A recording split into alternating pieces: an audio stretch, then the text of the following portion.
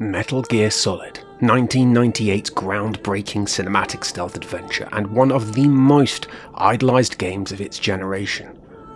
With gameplay and a cinematic world around it that boasted a production quality so ahead of its time, it established the gold standard overnight. Now's your best chance to slip in unnoticed. A gripping story and groundbreaking voice work matched to an isolated Arctic setting with a stellar soundtrack provided gamers with a level of immersion that was simply unseen outside of cinema at that time and served to elevate the medium to new heights. Draw! On the month of release, IGN published these words: "It comes closer to perfection than any other game in PlayStation's action genre. Hideo Kojima has come through and produced the finest PlayStation game ever." Have you ever loved someone? That's what you came to ask? Hideo Kojima was a man whose name was on the lips of critics around the world. He, and to a lesser extent Konami, became superstars almost overnight, and so began a fan base that would far surpass those of other industry titans like Sid Meier, John Carmack, and even Shigeru Miyamoto. The cultural impact of the first game at the time of release cannot be overstated. There was no internet for fans to hype it up, no Netflix to knock out an accompanying animation, just word of mouth and a few publications that ensured games would live or die on the merit of their gameplay alone. Gamers at the time were limited to an N64 with wholesome titles like Mario 64, through to serious shooters like GoldenEye, or the PS1 with kid-friendly hits like Crash Bandicoot, through to R-rated titles like Resident Evil. There were mixed offerings for gamers of all ages. And then came Metal Gear Solid, packed with philosophical conundrums and a prerequisite for understanding how espionage and politics actually work. Younger gamers like myself were infatuated by the techno-thriller vibe and the new approach to gameplay, but as with most movies you watch when you're a kid, understood that much of the story went over their heads. And it wasn't long before an unspoken rhetoric had been established amongst a generation of gamers that defined the Nintendo as a console for kids and the PlayStation as one for grown-ups. That takes care of the cremation. MGS wasn't the only title responsible for this mindset, but it was a driving force, and a quarter of a century later, not much has changed. As the years went on, Metal Gear Solid entries became milestones for pushing creative and technical boundaries. But in 1998, here was a pre-millennium console game that made you proud to be a gamer in a room full of movie buffs, with a narrative that was complex enough to warrant discussion. Kojima's staunch anti-nuke stance was front and centre, and one shared by many, particularly those of his generation in Japan, and very understandably so. But being an early subscriber to the concept that killing people is a huge deal and should be taken very seriously, well, that was all him.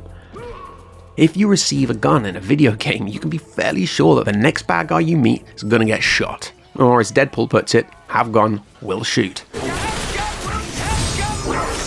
Go back and play Tomb Raider 2 or 3, and as Lara Croft, you shoot dead a staggering number of people with little justification, from museum guards all the way through to US soldiers just doing their job. Of course, over the years, there have been many cautious parents, and a few overzealous politicians too, who've tried to raise this as an issue, but it was Kojima who proved to be the first responsible adult to actually take a crack at addressing this issue in any kind of meaningful way. Contrarily, companies such as Rockstar would encourage violence, most famously in Grand Theft Auto, and they succeeded in making it digestible for the masses by filling the games with goofy characters, blatant satire, and most importantly, quirky humour. What's up, homie, huh? The most shocking scenes would be balanced out with cartoonish behaviour, so that the reality would never really hit too close to home. The anticipation is always worse. Really? Oh! As technically brilliant and entertaining as the series continues to be, it is of course no great surprise how many critics have labelled it as irresponsible over the years, objectively stemming from the fact that there is basically very little consequence in the game for cruel or callous behaviour. The Japanese censorship boards were actually particularly outspoken about this and demanded that their releases be heavily censored, and while Kojima has praised the series on a technical level, he also remained a staunch advocate of consequences for your actions, vowing and largely following through to never make a game with senseless violence. His words: He wanted to shatter the mold that says having a weapon means you should use a weapon. He implemented this into his games so well that in the following years, other cult games would use his designs as a platform for their own success, with Splinter Cell director Francois Coulon saying MGS was perfectly executed in that regard. No frustration. You know when you lose, and you don't blame the game for it. It's not like you can shake me and make my ammo fall on the floor to pick up. Don't kill me. Kojima didn't just want the player to appreciate the sentiment that killing comes at a cost. He wanted to condition the player so that avoiding violence became the default method of playing. Scripted events would force your hand from time to time. This was a thriller after all. Don't think, shoot! But in general, thinking outside the box, or inside the box, pun intended, would be more entertaining than simply mowing down your enemies within a world that, cartoonish or not, reflected the gravity of the subject matter by taking itself a whole lot more seriously than games like GTA. Quick side note, and I do hate to ask, but a like or better yet a subscribe would really help me as my channel is small and growing. Thank you so much. Okay, plug over, back to the video. The game wasn't split into levels either. The map simply grew by introducing new set pieces as you pushed forward, and resupplying would be achieved by backtracking through cleared areas. Patrolling guards would always be replaced, and so fighting was counterintuitive because you'd end up burning through the resources that you'd just gone back to collect. Instead, you'd study the various routes and behaviours and become a progressively stealthier player as you progressed. It wasn't your hand-eye coordination or reaction speeds that improved, but rather your nuanced understanding of the enemy and how to be tactical with that information. Tactical espionage action might have sounded a bit odd when the box art first circulated, but upon playing it, it actually began to make sense. The same year of release, both Thief and Tenchu Stealth Assassins would hit the shelves, and all three games had an uphill battle convincing gamers to ease off their hair trigger. However, unlike his villainous counterparts, only Snake's mission was a noble one, because only Kojima was on a self-imposed mission to make gamers take responsibility for their actions. No. Just trying to work. You really want to stay there? Okay. Kojima drew on his encyclopedic knowledge of decades of cinema, tapping into both the iconic and the niche to create a boiling pot of overlapping themes. The final result was a sort of supernatural spy thriller merged with a fairly serious political cum military drama and stuffed with hyper-stylized characters reminiscent of Japanese anime, often paying homage to the hard-boiled anti-heroes of the 70s and machismo action stars of the 80s. The extent of how intellectual the final product actually was sometimes gets overhyped by gamers who haven't played it in 20 years, but not because Kojima's script and ultimately his vision wasn't genius. I mean, when considering artistic creators in the modern public sphere, if he weren't defined as a literal genius, you would have to ask, okay then, who is? But really, it's because so many gamers remember being overwhelmed by how rich and immersive it was and just the sheer quality of the entire production. And thinking back on it, it's like wrapping yourself in a warm blanket of nostalgia. But context is key, and one forgets that the game laid moral messages over a cringeworthy backdrop of exposed boobs and panty shots, profound warnings of welt politic conspiracies interrupted by bizarre ill-timed Chinese proverbs, speeches about the risks of genetically superior super soldiers. It transpired to be anything but, even the trademark hard sci-fi, which was incredibly well researched by Kojima's co-writer Tomokazu Fukushima. So well researched, in fact, that during many a codec conversation, it could be hard to tell where the real technology ended and where the science fiction began. Was itself interspersed with toilet humour and poop jokes. It was super fun, don't get me wrong, but the captivating cinematic narrative and the sum of its memorable expositions didn't add up to something that was itself particularly highbrow, even if it might have seemed that way to younger gamers. Kojima doesn't speak English, and so his massive international library of movie inspirations, especially the more cultural ones that impart subtle messages through speech delivery and slang, would be diminished by the constraints of subtitles, which is a shame, but it is reality that so many of us have to face if we want to enjoy the complete original package. And so it was that for all his love and knowledge of the previous era's films, sometimes his appreciation for the context wasn't quite as concise. And I'm not talking about his appreciation for themes, and certainly not his ability to capture that essence that allowed him to recreate the atmosphere on screen. His early title Snatcher, which he wrote himself, merges Invasion of the Body Snatchers with the Terminator and sort of wraps it up in this Blade Runner setting in the opening credits alone. The game did a really good job of reflecting the harrowing future vibe, and through this he wove his own absorbing tale and fused with Japanese inspirations, and this resulted in a cyberpunk experience that was years ahead of those that continued hitting the screens into the 90s. And then there was Policenauts, another sci-fi which he entirely wrote. Although set partially in space, it presented a relatively down-to-earth narrative which focused on the buddy cop trope found in Lethal Weapon, with themes of trafficking, privatization of the public sector, and colonization. Let's just take a moment to take in the absolutely epic theme tune, which would famously go on to replace the totally lame jingle that Konami was using at the time.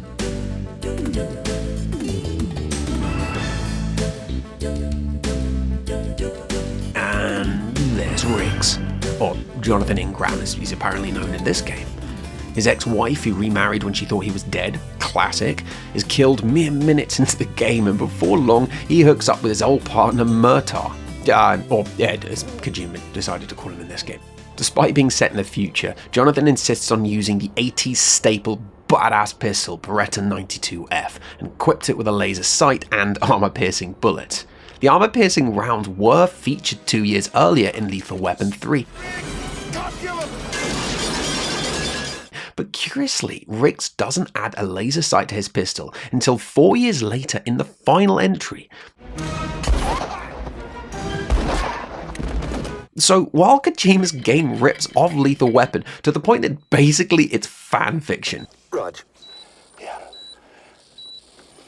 that cat, we see a clear example of how he recognized and implemented the same pop culture elements as the film writers before they even did it themselves. This is because lasers were actually pretty fresh at the time and had been popping up in badass 80s movies like The Terminator. The game's main draw, along with the story, was that it would allow you to interact with virtually anything in the environment, which also foreshadowed the detailed codec expositions of MGS. And while its visuals changed with the ports, fundamentally it was an immersive world stuffed with inventive action, awesome animations, catchy music, and a solid, engaging plot. Now consider that, budget and platform constraints aside, this was the official Lethal Weapon game released just 2 years earlier, which was a vanilla platformer typical of the times, and you can start to appreciate that Kojima's approach to storytelling and maximizing what he could achieve within the current hardware restraints was already on another level. And side note, this is pretty much why LucasArts was making such waves at the time, because their games were not just simple platformers, but instead they were attempting to retell the story. And interestingly, while we're on the topic of Kojima ripping off movies for his games, when it came to Metal Gear 2 Solid Snake, which is the half prequel, half template for the first Metal Gear Solid game, while not quite Hollywood, a heck of a lot of elements from J.C. Pollock's 80s novel Crossfire can be found throughout. Elements such as PTSD and fickle politicians were more subtle, but the similarly named characters and the roles they played were not. And yet Kojima absorbed and restructured these into his own narrative, and his approach blossomed into an IP which is now globally revered. He exhibits countless examples of having an understanding of the evolution of the global zeitgeist and how to handle the most absorbing themes found on the big screen. And yet, and this is the kicker, the unabashed sexism of the previous era's movies, which were already a sensitive topic in the 90s, completely slipped through the filter and was entirely absorbed into the early Metal Gear games along with everything else that he borrowed from that bygone period. My ancient SCART converter died recently, and so I decided to indulge in the infamous Master Collection version of MGS, along with my friend who I first played it with 25 years ago. I know why everyone was hating on it, because it transpired just to be a bare-bones port of the original running on an emulator, but ironically that was just what we were after, so that was a win. However, Konami had added one extra screen at the beginning. This game contains expressions and themes which may be considered outdated. How curious, we thought. Well, we had a blast, not least of which because the game is still absolutely awesome and very playable even by today's standards. I could still quote every word of Revolver Ocelot's speech about his Colt single-action army, the greatest handgun ever made. 6 bullets, more than enough to kill anything that moves. My ability to mash the action button apparently gets better every year. Oh man, what are we giggling like school kids again over half the stuff Snake says? He's such a lech. This is no time to try and hit on me, Snake. During the essential early moments of the mission, his support team patiently waits while he takes a vital few seconds to flirt with his comms officer, based solely on the sound of her voice. I just didn't expect a world-class designer of military technology to be so cute. Absolute chat. And then Naomi is apparently so infatuated by all this that she offers herself up on a platter. Maybe I'll let you do a strip search on me. If only the Colonel had had a go too, it would have been 3 for 3. The whole thing is so head-shakingly goofy. And now playing it 3 decades on, the game does look and feel thoroughly 90s. But considering Snake is supposed to be 33 in the game at the time, when flirting, he comes across as a sort of out-of-place dinosaur from the previous era, which is fine if he's supposed to be quintessentially old school himself. Man talk. But he's not. He's actually supposed to be pretty grounded, and so the dated dialogue just feels a little jarring considering the game's Tomorrow's World vibe. Jump back to Kojima's earlier title of Police Snorts for just a moment, and we can see that as well as foreshadowing Kojima's love of thorough expositions and cinematic presentation, it also foreshadowed his wacky obsession with ladies. あらパパ、おかえり。おう、ただいまだったのか？新しいユニフォームなの。どう？ちょっと見えすぎじゃないのか。流行の天然複合新素材。汗の吸収力がいいんだって。俺は中身の方が興味ありだね。ほら、ジョナサン、娘だぞ。But before Jonathan is telling his partner that he wants to imagine his daughter naked, which I presume is an awkward reimagining of the otherwise charming scene in which Murtaugh discovers his daughter's been in a condom commercial, Jonathan is groping his way across space. Right after your ex-wife and one-time love dies in your arms, you find yourself riding a spaceship with your friend and he calls over the flight assistant. Click on her boobs and he has this to say. Oh, are you not wearing a bra? They look so perky. And her very believable response is, oh, that's right. You don't need to wear a bra in zero gravity, nor do you need to worry about your hips, breasts, or cheeks sagging. What? Okay, bro.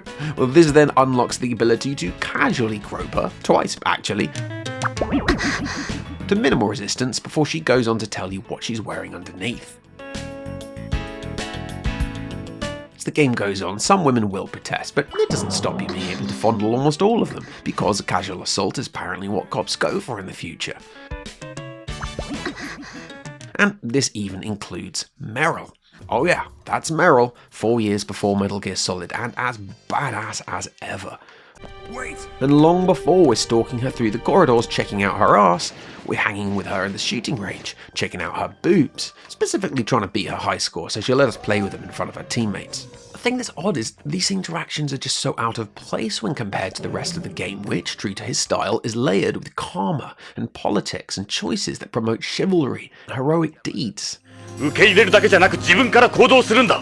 Now, this is an example where Kojima failed to grasp the context, in this case trying to emulate an American 80s action cop, which was all the rage at the time.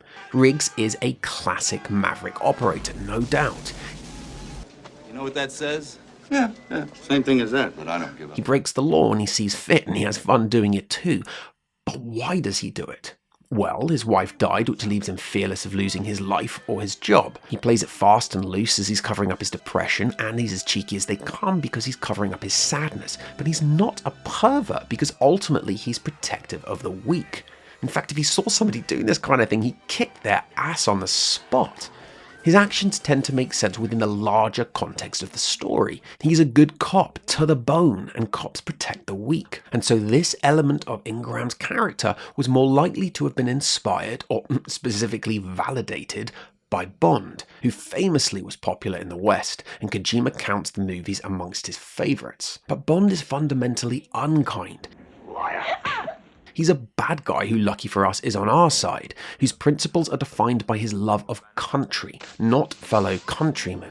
That's why he simply takes what he wants. He doesn't protect the weak, he defeats the powerful. He's a good spy, to the bone, but spies are liars and thieves. Riggs and Bond don't mix. They definitely wouldn't like each other, and as Ingram is fundamentally a copy-paste of Riggs throughout the game, acting like a sex pest doesn't make sense within the larger context of the story.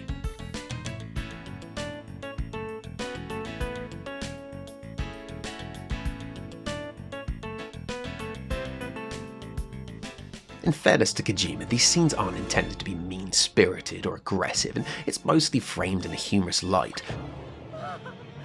So most adolescent boys and undiagnosed incels probably find it great fun, but the point is, considering what a huge precedent Kojima places on immersion and the lengths that he goes to in order to achieve it, it is curious that he would allow that to be compromised by offering the players the option to turn the game into a sex sim. Obviously, I'm being facetious here. He does it for entertainment, with the protagonist acting like a peeping Tom since his earliest games. But entertainment, and indeed how creepy we find something, is, well, a subjective thing. You perverts! Get out of here! I hope you learned your lesson, Gillian. In regards to the mindset behind Policenauts, while an English language version of the game was announced for the Sega Saturn in 1996, the closest Western audiences ever got to it was a demo at the 1995 Consumer Electronics Show, before a fan translation arrived in 2009. So this was primarily aimed at the Japanese market, and the Japanese do have somewhat different sensibilities than we do in the West, even more so 30 years ago. In Japan, men always come first, women come second. I might just retire to here. So Kojima was just about to dive into the creation of Metal Gear Solid, and at this stage in his career, the less tolerant West hadn't really held him accountable for any of his pervy content, any more than they had for ripping off Western IPs. And yet, despite Japan having different standards at the time, which some journalists and countless forum warriors have used to account for how women are framed in the game, the truth is, you simply can't ring-fence a nation of over 125 million people. Well, you can, you probably shouldn't. Case in point, in PlayStation's 20th anniversary of Japan's Famitsu magazine, an interview with Kojima revealed he got into an intense dispute over the breast-touching issue with Sony's vice president Shuhei Yoshida when porting Policenauts over to the PlayStation. Yoshida forced Kojima to firstly cut out the number of gropes down to a select few characters so you couldn't basically have your way with virtually every woman you saw, and then to tone down the bouncing animation and accompanying gasps. Here's the original 1994 PC release. And here it is again after Yoshida's intervention. Which, remember, was only for PlayStation's Japanese markets, as it wasn't destined to have a worldwide release at this stage.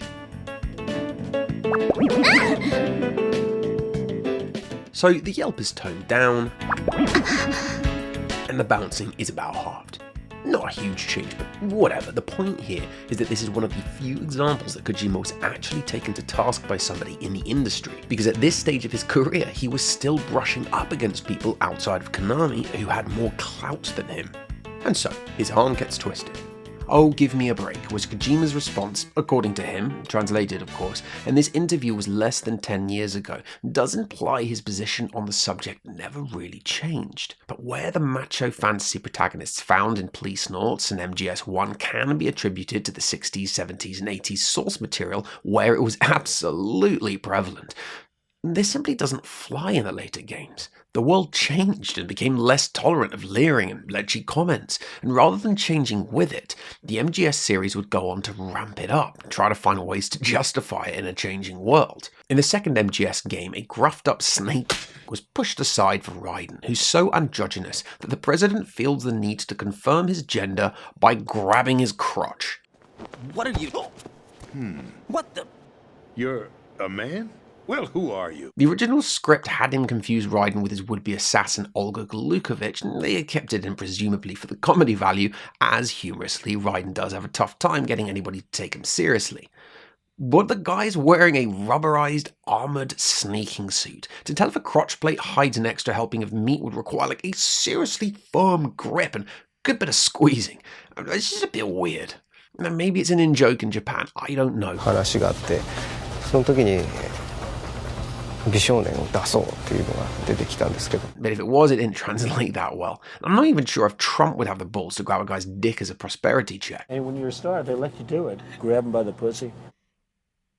Anyway, when Metal Gear Solid 4 came out in 2008, we're introduced to the Beauty and the Beast squad. Beastly on the inside, beautiful on the out, and all due to the exposure of the horrors of war. In typical MGS fashion, with enough effort, Snake can defeat them non-lethally, and by championing the non-violent approach is rewarded with otherwise inaccessible gear. Classic Kojima message about karma. However, mid-fight you can go prone, which causes the enemy to try to approach you as if you're hiding under a bed or something. Definitely not sexual.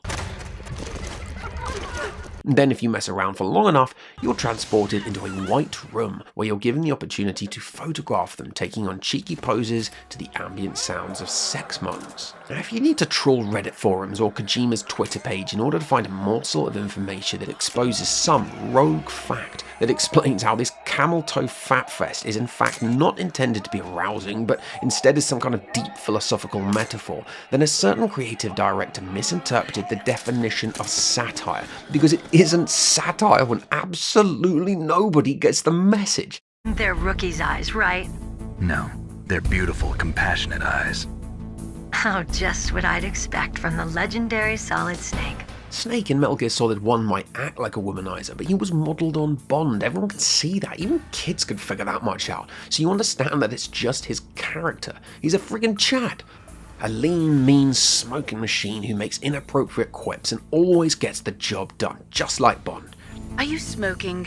Yeah, so what? He's a hyper-stylized character that's impossible to emulate because he delivers these one-liners between breaking dudes' necks with his bare hands. But by Metal Gear Solid 4, Snake has taken on an almost fatherly persona. Same guy, but a fair bit more cynical and reserved. As a result, these types of scenes no longer leave you laughing over how Snake is being inappropriate. They are inappropriate and just leave you a little bewildered as to what the message is. Like, everything has a message, so what is it this time? What clever allegory explains away why I'm being actively encouraged to lech over these apparently mentally ill, war-scarred girls like a creep peering into toilet cubicles? Suffice it to say, Kojima was pretty maxed out on clout by this stage, and so if you wanted something in the game, you could pretty much guarantee it would be in the game, and not even the actual president of Sony could have stopped him. And so it should be of no surprise that years later, when Quiet was rolled out, her visage was what it was.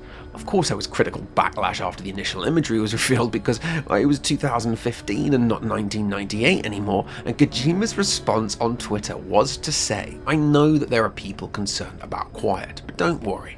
I created her character as an antithesis to the women characters who appeared in past fighting games, who are excessively exposed. Quiet, who doesn't say a word, will be teased in the story as well. But once you recognize the secret reason for her exposure, you will feel ashamed of your words and deeds." And indeed, we find out later in the game, spoiler alert, she breathes through her skin. Of course she does. She doesn't eat either? Never. It's photosynthesis. Photosynthesis? It's worth noting by this point in the series, along with a Metal Gear that apparently gets worse every decade, and technologies that clearly outmatch those featured decades later, many long-term fans felt that the absurdist pseudoscience was so out of hand that any remaining political commentary had finally dissipated, focusing instead on more grounded themes like idealism, racism, revenge, in a world that was anything but grounded. A huge number of players actually started with Ground Zeroes and the Phantom Pain, and with nothing to gauge it against, showed little concern for this change in direction, understandably so, especially considering that the gameplay itself proved to be some of the best and most fluid combat of all time. But this was a perspective shared by many.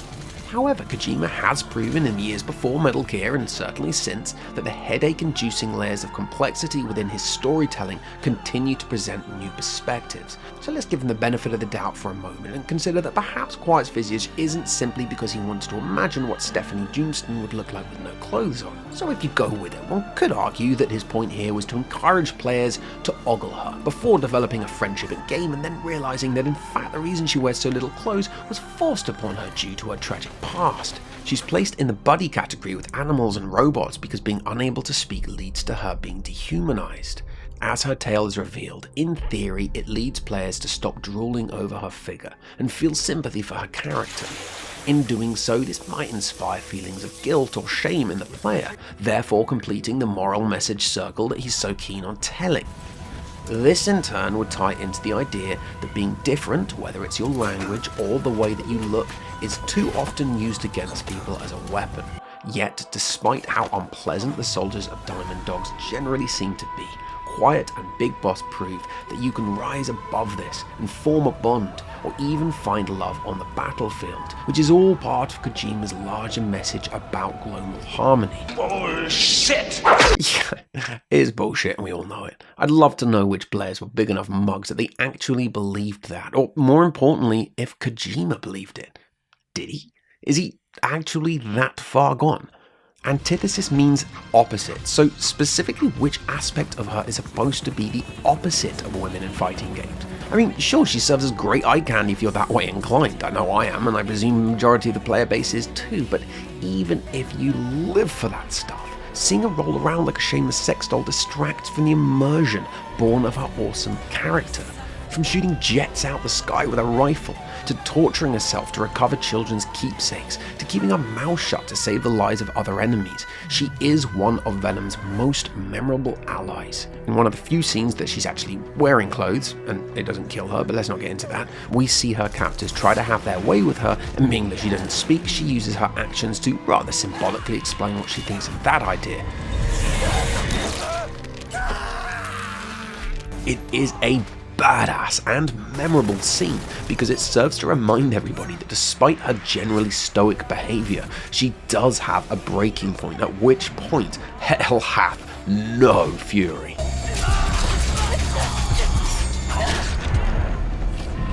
But to also reinforce that her generally submissive behaviour on Mother Base reflects her loyalty and growing feelings for Snake. And later, and this is a major spoiler by the way, so maybe skip this bit if you haven't played the game, but we find out that she chooses not to speak as an act of mercy for her captors. And that is what makes her so great. It's a painful and touching revelation, and she's revealed to be scarred but beautiful on the inside, just as she is on the outside.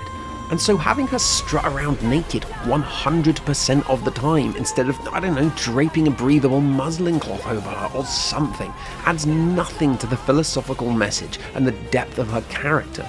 She could have teased the player or exposed herself to Venom in the odd scene, or even a bunch of scenes. There's so many different ways to get her naked. For example, her outfit could have been an optional skin for those who care little for immersion or just playing on a second run.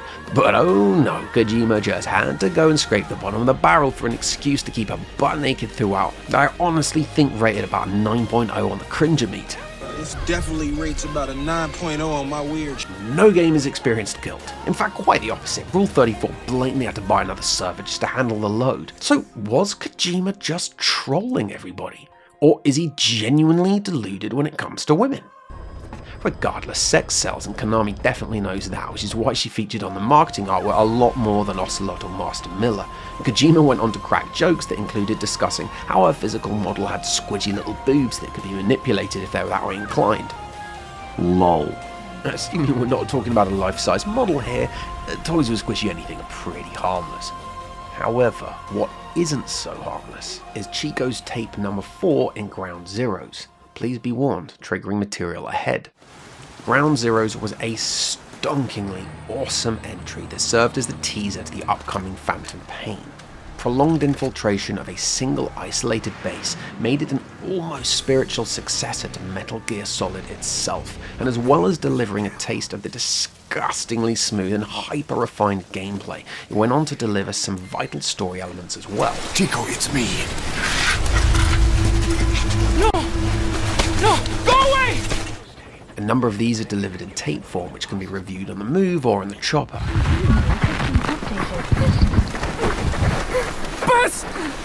And provide context to the finale cinematic. On take 4, we listen in detail for 10 minutes while Skullface brutally beats, strips, humiliates, and then sexually assaults Paz before getting the 13-year-old Chico to go ahead and do the same. You're a real man now, soldier.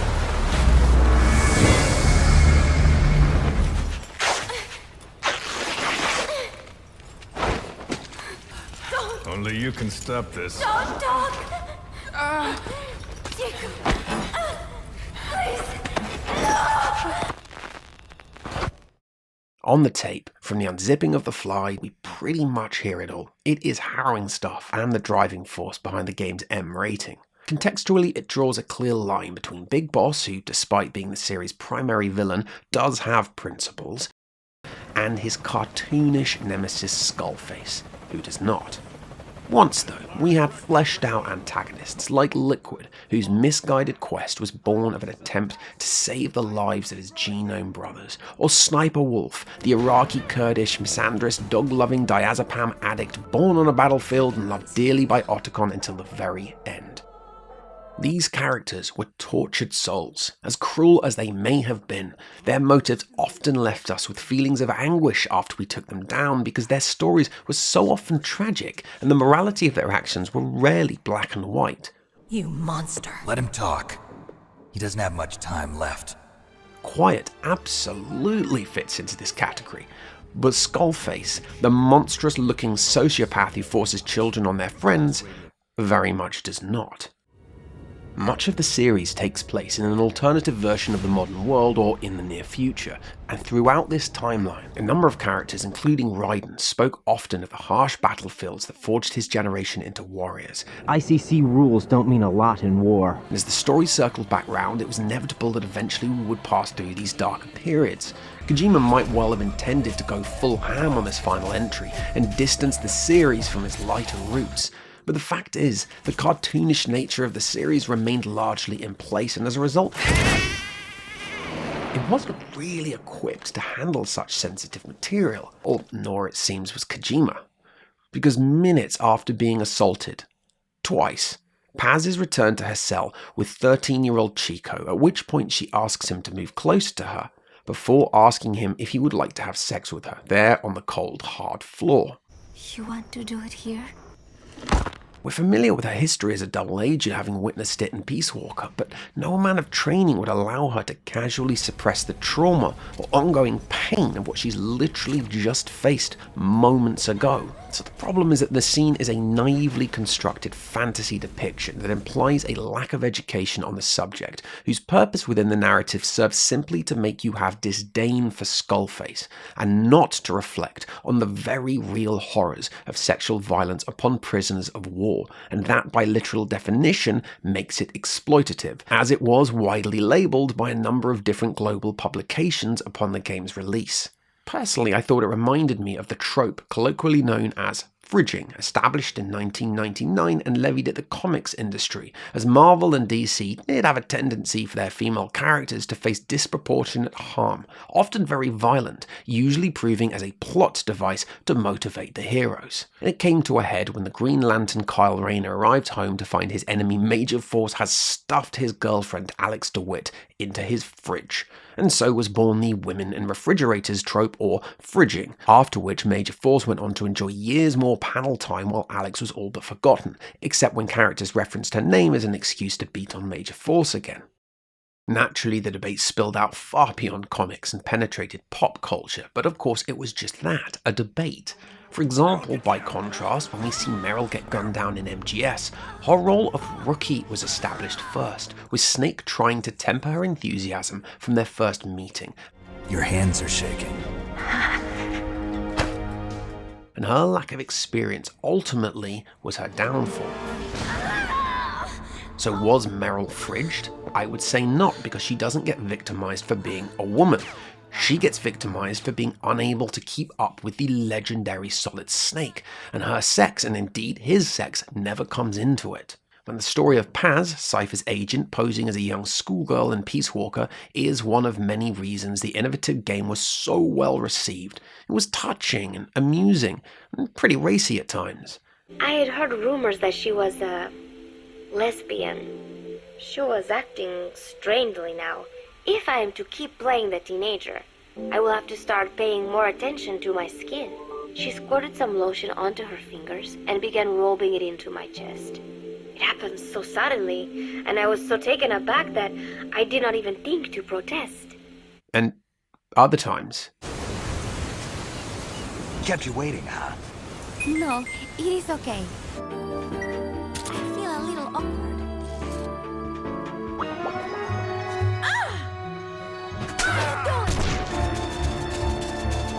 Room for one more?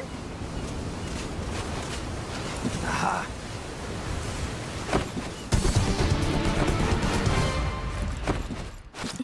And other times... Ooh, got room for two? And other times... Good night. Snake, your beard hurts. I said no. Cut that out. What are you going to do now? What a terrible thing to do to a lady. And other times... Yeah, who wrote this again? Yeah. The thing is, she's supposed to be in her early 20s, but she's playing the role of a 16-year-old schoolgirl. 16 years old. And has everybody fooled.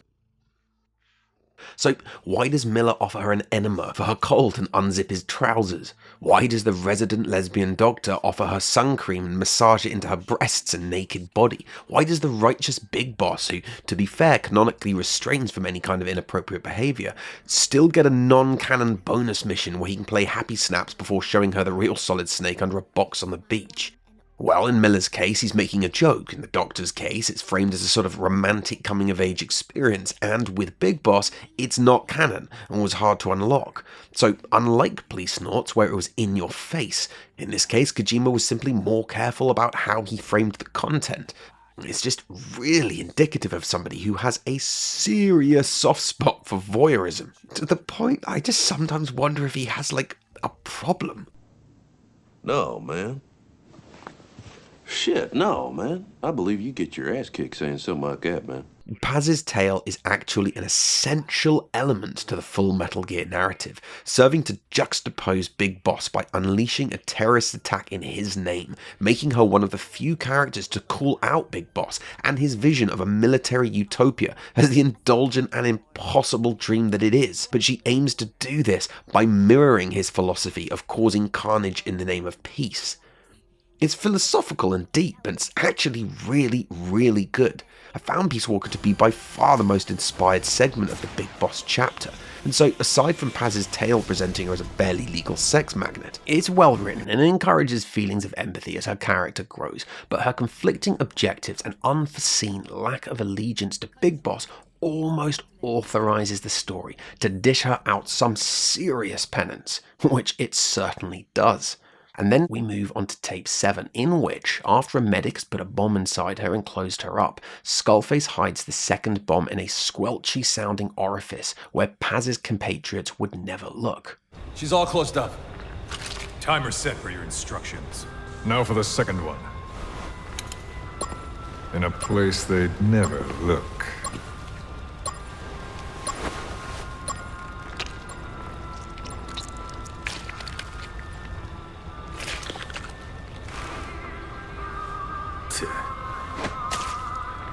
Is a pretty grimy scene with a starkly different tone to the other 1,000-odd hours of content from the series. And I love edgy content that catches you off guard and heightens the tension and excitement to new levels if done right.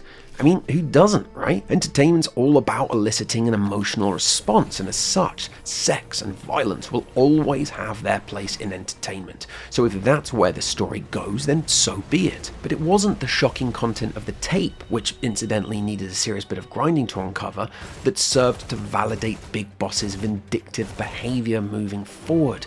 It was the shocking finale and her tragic sacrifice. Her final act is one of selfless bravery and is very impactful, and a tragic, emotional end for Paz, who was such an intriguing character, convinced through Peace Walker that she would be the end of Big Boss.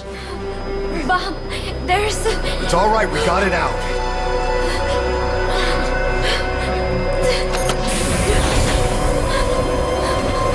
There's another in my...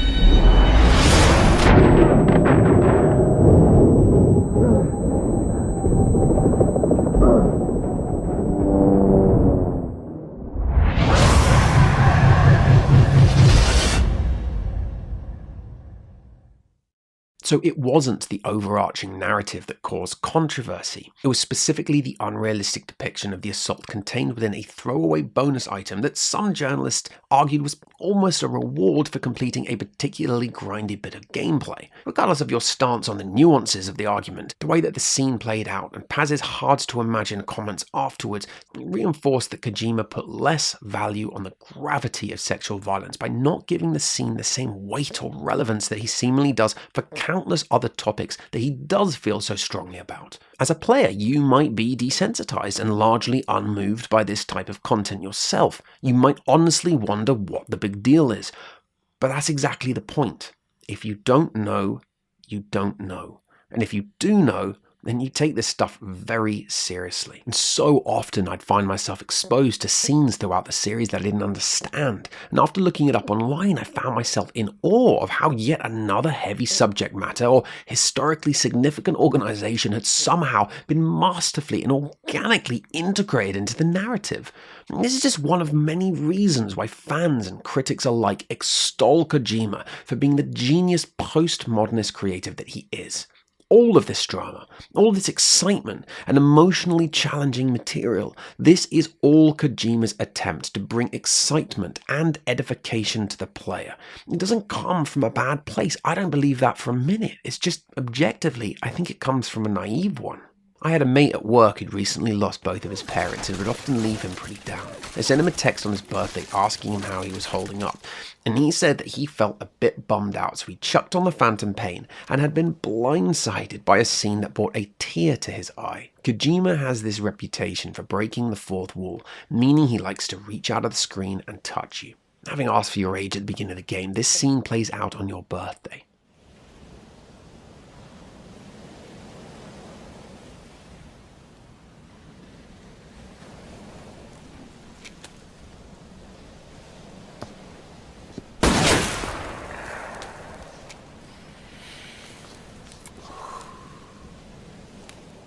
Big Boss is an avatar. This is not Quiet wishing Big Boss a happy birthday. This is Kojima wishing you a happy birthday. Regardless of whether or not he brainstormed the idea, you better believe he made it happen.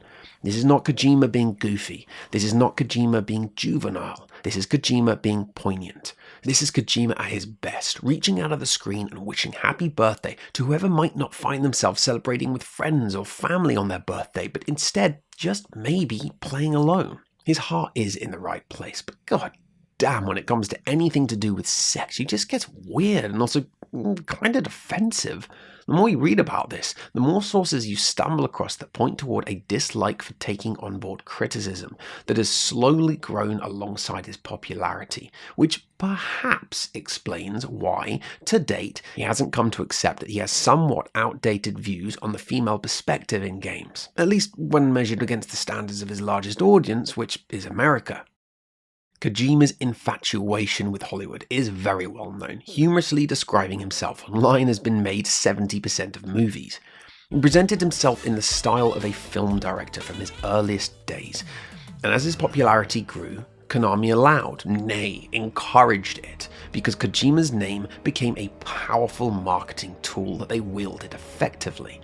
Of course, the pomp of Hollywood styling suited him down to the ground, but the continued years of this style of self-promotion ensured that Kojima became and remained the sole face of the production, earning pop culture kudos for virtually every aspect of the game, and thereby reaping the benefits of an ever-present, sometimes even toxic fan base for so long that it became a rite of passage for any Metal Gear enthusiast to also claim that they were a fan of Kojima. While Kojima's genius may have been the glue that held it all together, and the rudder that gave it direction, the ship consisted of many talented people whose unique impact on the games is widely documented. Even as far back as Metal Gear Solid 2, the use of the credits was more of a gimmick than a nod to the creators, case in point being the use of Harry Gregson Williams' name on the opening screen. 悩んだんですが、リプレイ聞いて、この人 Gregson Williams had just gained notoriety for his work on Michael Bay's The Rock under Hans Zimmer, and so Kojima brought him in to create the music for the cutscenes, which in turn certainly gave the opening cinematics that je ne sais quoi sound that really made it feel like a current Michael Bay movie. And the thing is, aside from a few ad hoc bits, that's really all that he did, and so plastering his name over the opening credits was in truth a marketing flex that shunned the actual musicians behind the soundtrack. Rika Muranaka, who composed The Haunting, The Best Is Yet to Come, does get a brief flash, and Kazuki Muraoka also gets a mention, considering he oversaw the mind-bending sounds and music for the entire series. But there's no mention of the game's actual composer, Norihiko Hibino, best known for his sweet sax motifs and a wide range of in-game soundscapes that played a huge part in defining the overall game's vibe.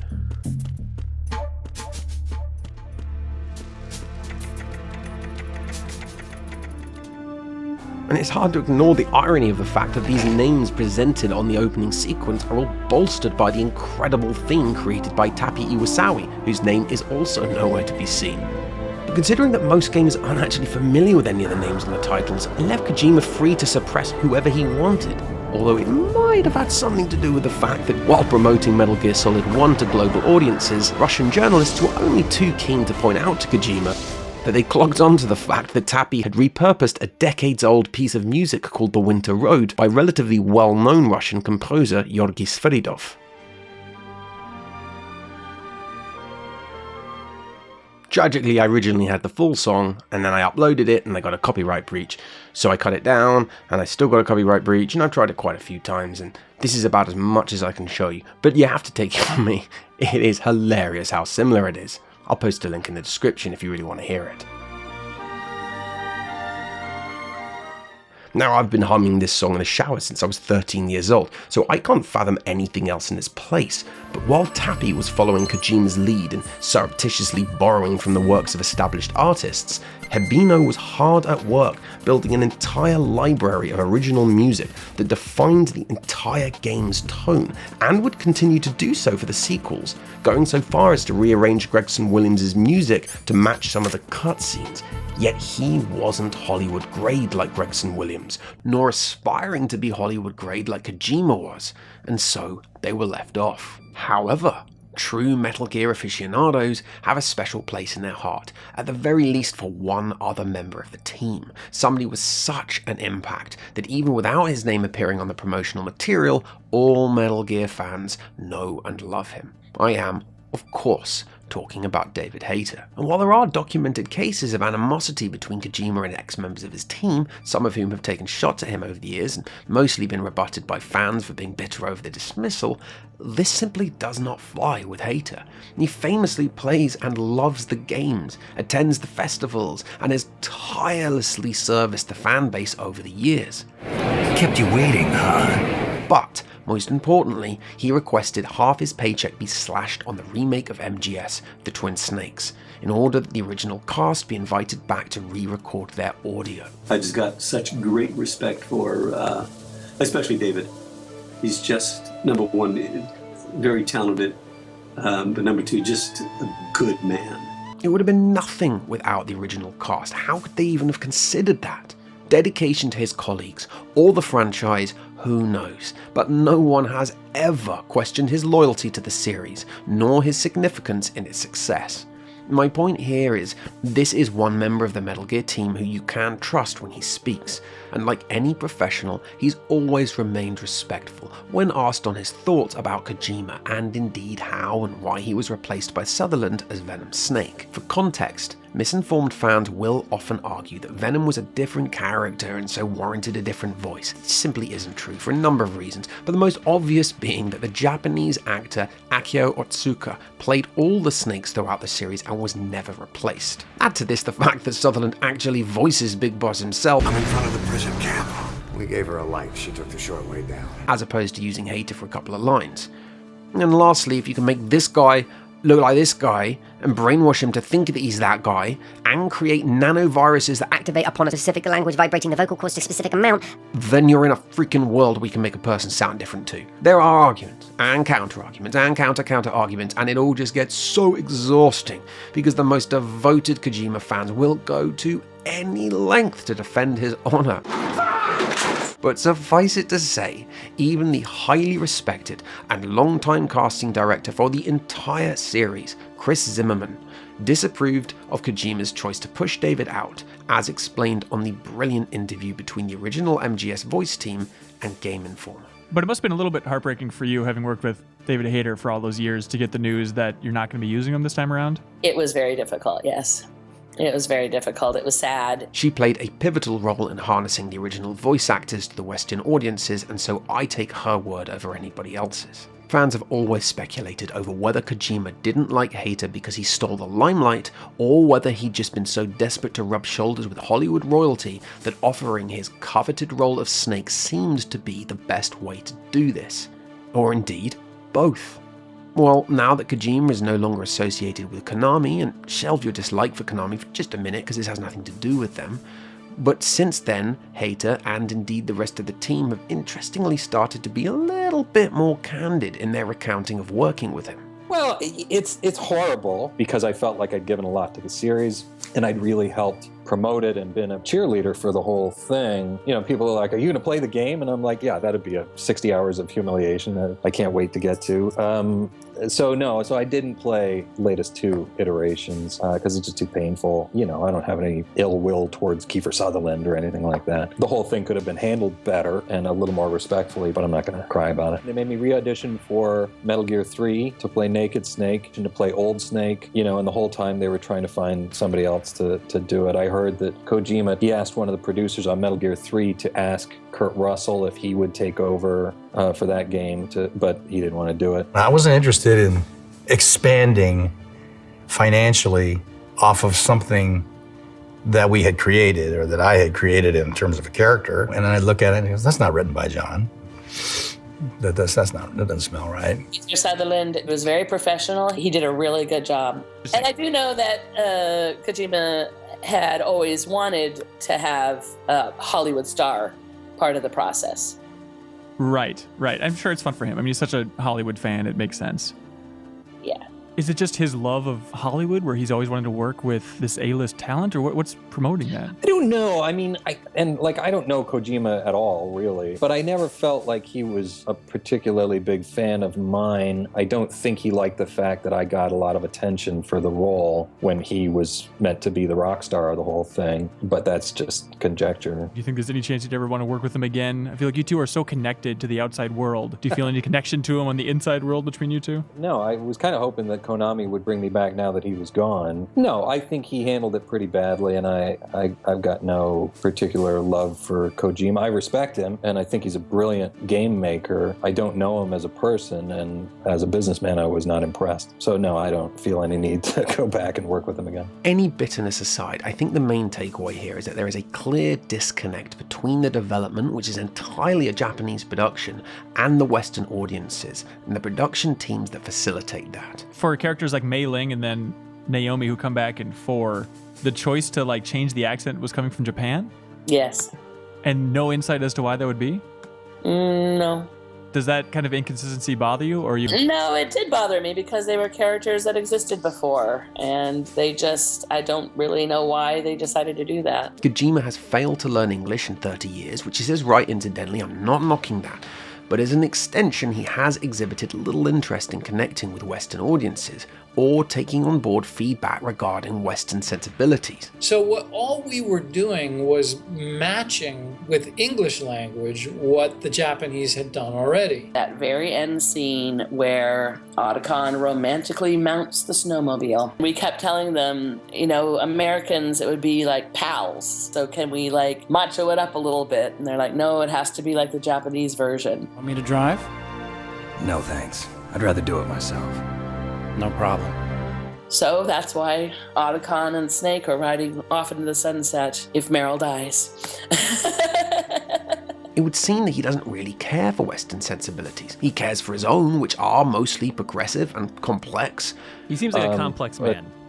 Oh, he's complex. Definitely complex. But then displays frustration when the West fails to recognize his efforts because they're distracted by what he considers peripheral elements, which range from sexism through to his love of lengthy anime expositions.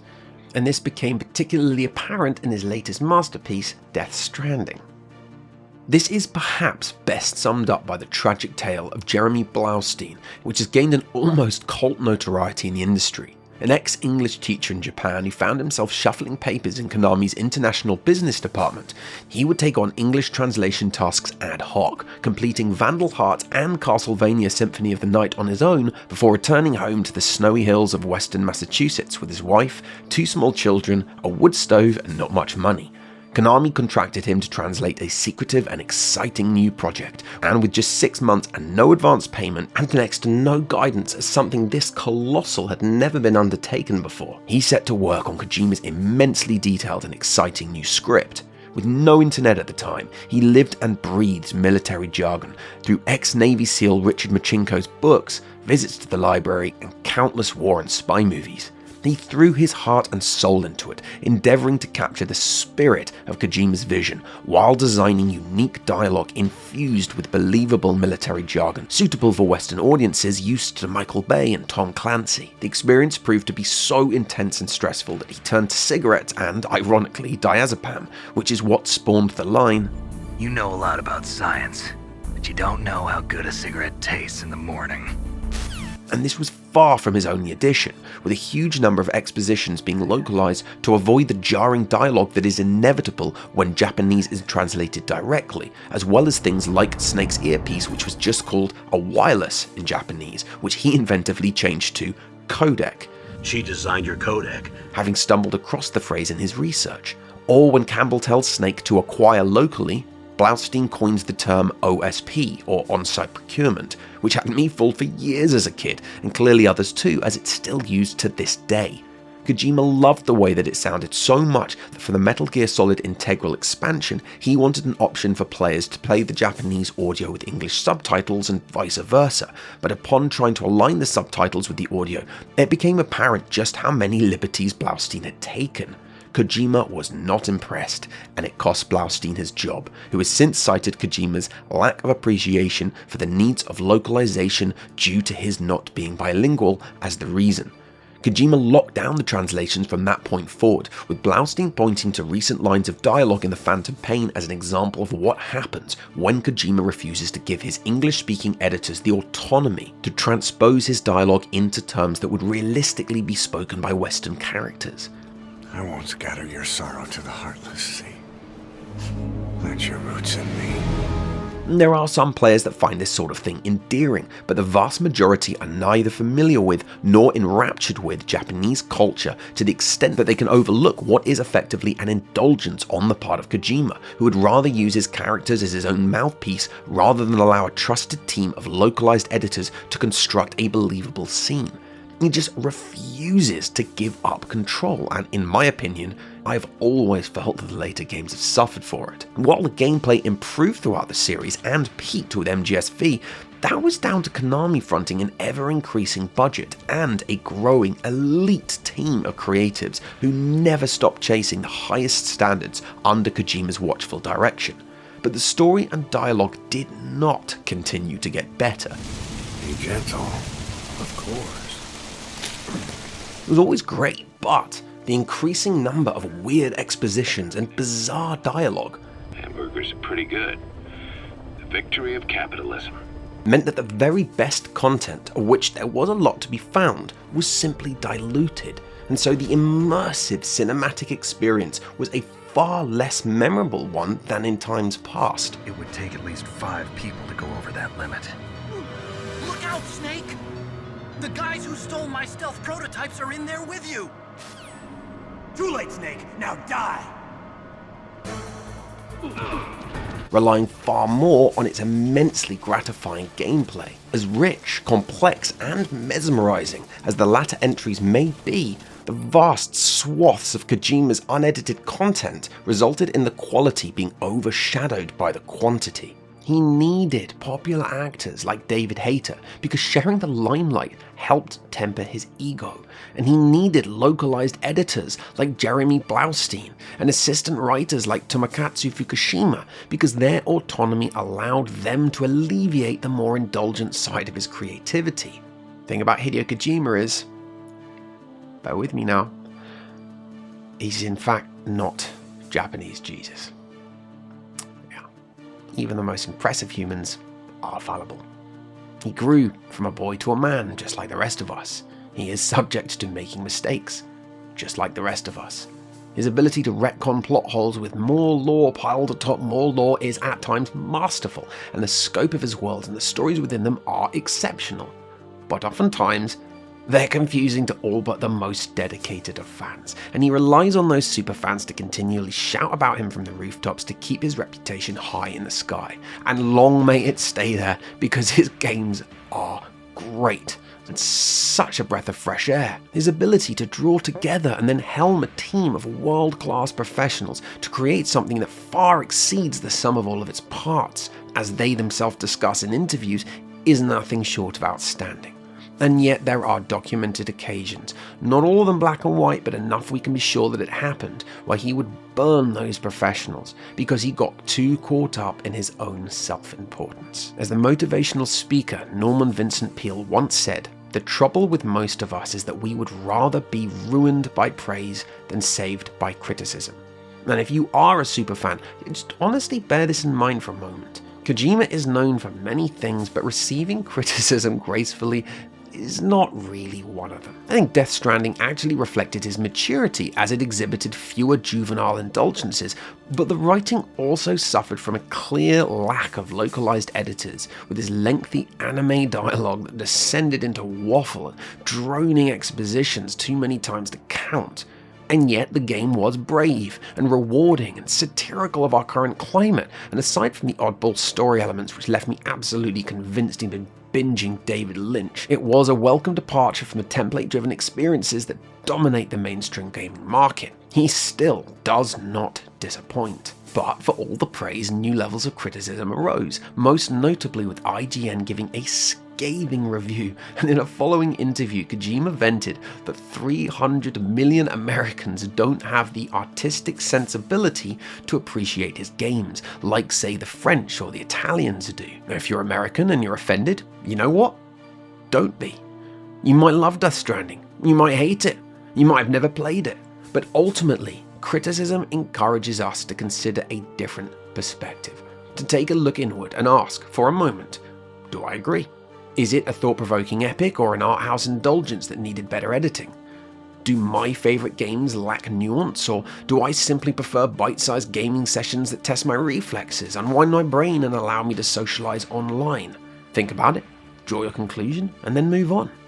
The reason why his games have turned away a number of mainstream gamers, and why he also continued to sexualise his characters beyond a bit of casual objectification and into the pervy territory, is basically his refusal to accept healthy criticism over the years. However, it has to be said that the very same refusal to cater to the masses, to submit to the supposed will of the people, is precisely the very same reason that he refused to bring his early achievements to market until they were so stuffed with positive moral messages about violence and world war and countless other things that they essentially defined a new gaming zeitgeist upon release.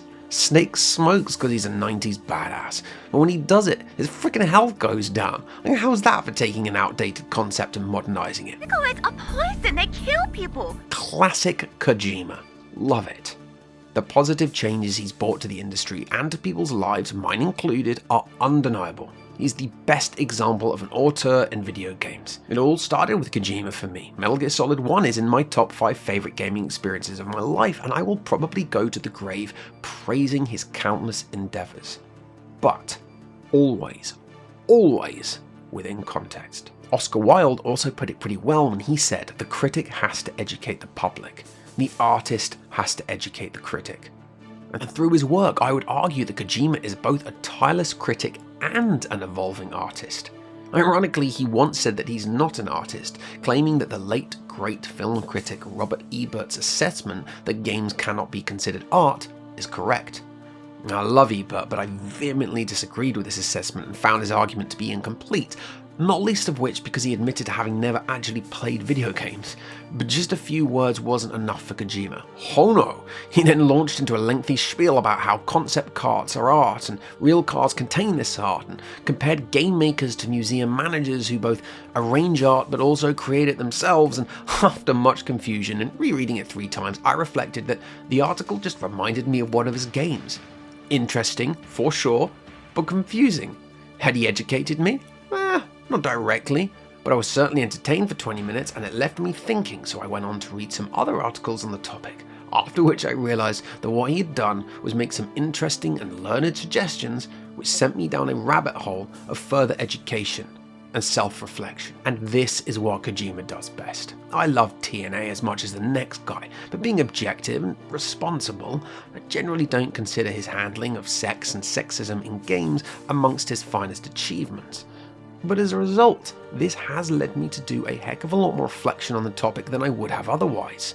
Whether it's direct or indirect, cognitive or satirical, whether it relates to high culture, low culture, ethical culture, or pop culture, if you have immersed yourself in a game created by Hideo Kojima, then you would surely agree that for better or for worse, Kojima has educated us all. A like, or better yet a subscribe, would mean the world to me, so a little click from you is a massive win from me. Thank you so much. I hope you enjoyed the video. Peace out. Hopefully see you next time.